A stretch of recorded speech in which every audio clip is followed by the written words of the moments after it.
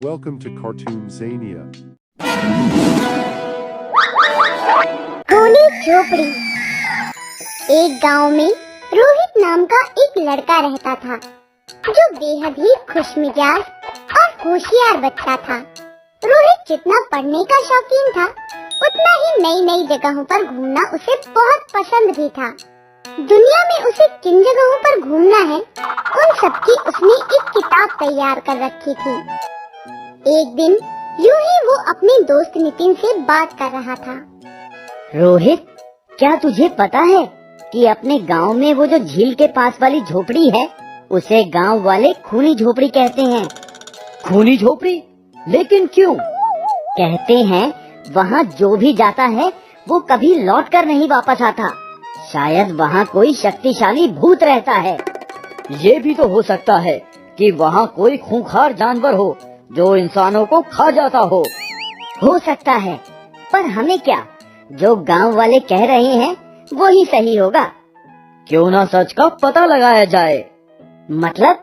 क्यों ना वहाँ जाकर देखा जाए? तू पागल हो गया है क्या? हम वहाँ नहीं जा सकते। अगर घर वालों को पता चल गया तो अच्छा नहीं होगा। तू इसकी चिंता मत कर, मैं सब संभाल लूँगा।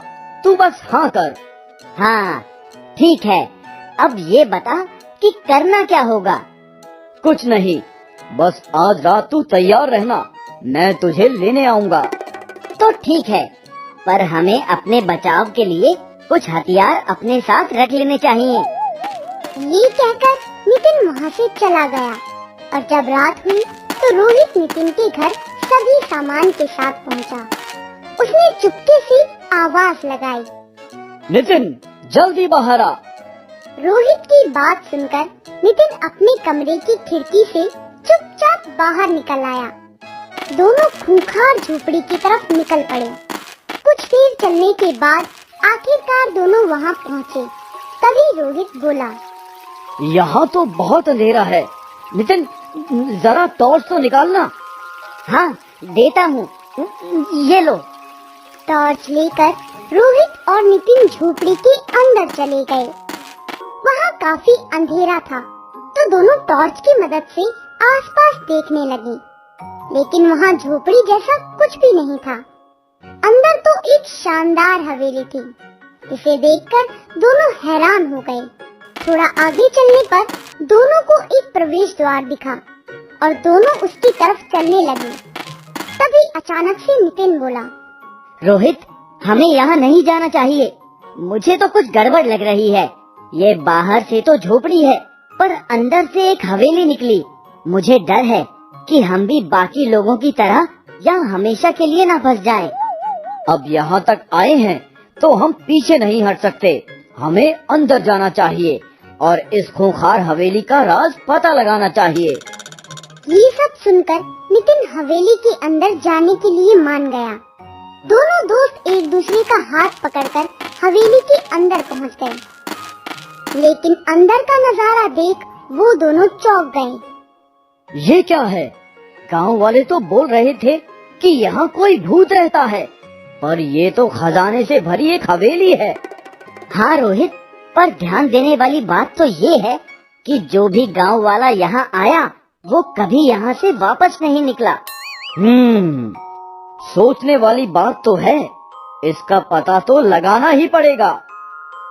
रोहित और नितिन हवेली के और अंदर गए तो उन्हें एक दरवाजा और दिखाई दिया। ये दरवाजा बाकी सभी दरवाजों से बिल्कुल अलग था। इस दरवाजे की पूरी बनावट सोने की थी, जिस पर हीरे मोती जड़े हुए थे, और सिर्फ इसी अकेले दरवाजे की रोशनी से पूरे महल में उजाला हो रहा था। ये कैसे हो सकता है? इस छोटे से गांव में इतना बड़ा चमत्कार! मैं खुद भी हैरान हूँ कि ये हो क्या रहा है। हमें अंदर जाना चाहिए और देखना चाहिए। लेकिन ये क्या? दरवाजे पर क्या लिखा है? अंदर जाने के बाद कभी वापस नहीं आ पाओगे। अगर आत्मशक्ति है तो ही इसके अंदर प्रवेश करना। इसका क्या मतलब हो सकता है? यार, मुझे खुद भी समझ नहीं आ रहा। हमें अंदर जाना चाहिए। नहीं, अगर सच में हम दोनों बाहर वापस नहीं आए हम आएंगे। हमें बस अपनी आत्मशक्ति को बरकरार रखना है और किसी के कहने में नहीं आना है। दोनों अपने आप को मजबूत बनाते हुए दरवाजे को खोल अंदर बढ़े तो उन्होंने देखा, अरे ये क्या? अंदर सोने जवाहरात से भरे कई सोने के मटके रखे हुए थे। पूरा फर्श हीरे मोती और गहनों से ढका हुआ था और कई लोग उन गहनों को सीने से लगाकर वहीं फर्श पर पड़े थे। नितिन, क्या ये अपने गांव वाले ही हैं जो काफी समय पहले गायब हुए थे? हाँ, ये सारे तो हमारे गांव वाले ही हैं। गांव वालों के वापस अपने घर ना आने के पीछे का राज रोहित को समझ में आ जाता है। रोहित उनसे बात करने की कोशिश करता है पर कोई उसकी बात नहीं सुनता। ये सब लालच में चोर हैं। इन्हें इस धन के अलावा कुछ भी दिखाई नहीं देगा। तभी रोहित और नितिन इधर उधर देखने लगते हैं। कौन है? सामने आओ। मैं सामने नहीं आ सकता। तुम्हें बस मेरी आवाज ही सुनाई देगी। तो अपना परिचय दो और ये जगह क्या है, हमें बताओ। मैं यहाँ का रखवाला हूँ। इस हवेली में पड़े सारे खजाने की देखभाल मैं ही करता हूँ।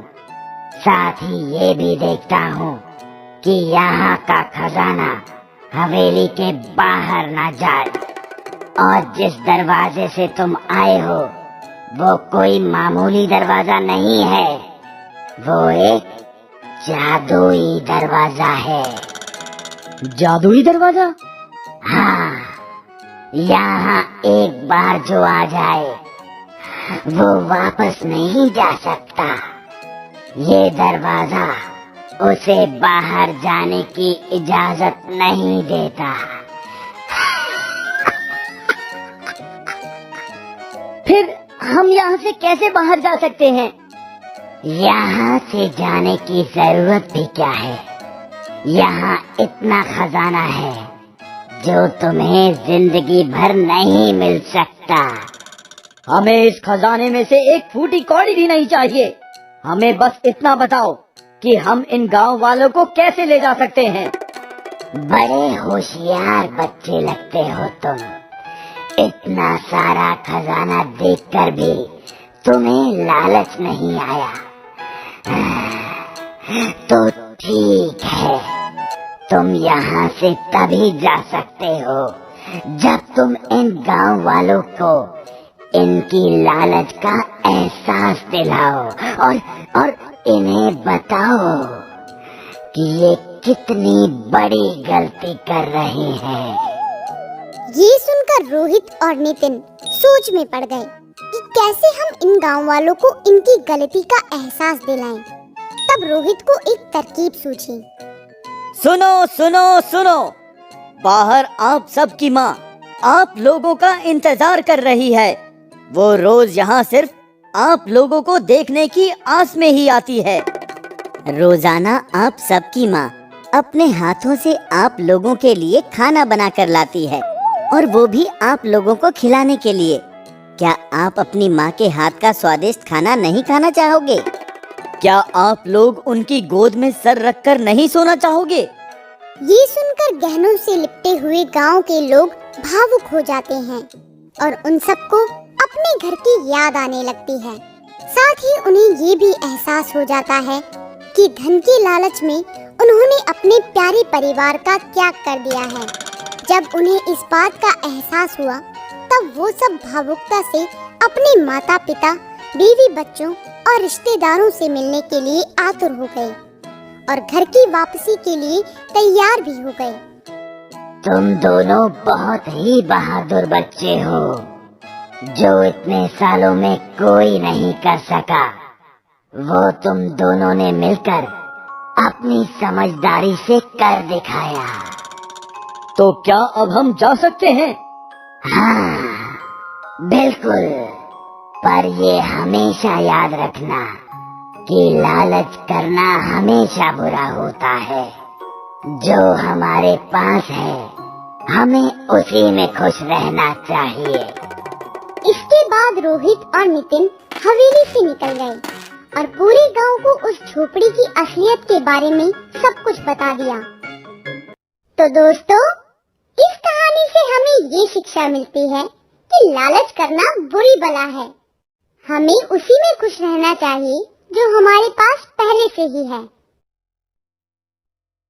हेलो दोस्तों, हमें कमेंट्स कर जरूर बताएं कि आपको ये कहानी कैसी लगी।